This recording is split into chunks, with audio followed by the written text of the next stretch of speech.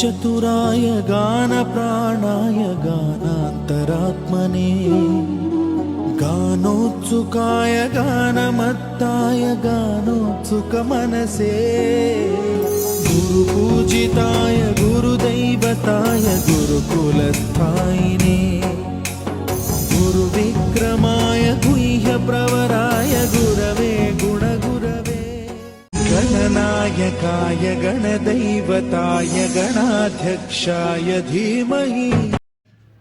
సత్కరించగా నానా అవస్థలు పడుతుండగా శివుని శిరస్సు ఎందున చంద్రుని చూచి పకపకా నవ్వాడు. గణపతికి కోపం వచ్చి తన దంతపు కోరను విరిచి చంద్రుని మీదకు విసిరాడు.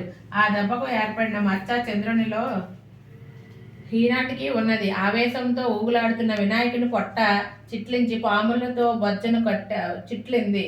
పాముతో బొజ్జను गुणशरीराय गुणमण्डिताय गुणेशानाय धीमहि गुणातीताय गुणाधीशाय गुणप्रविष्टाय धीमहि एकदन्ता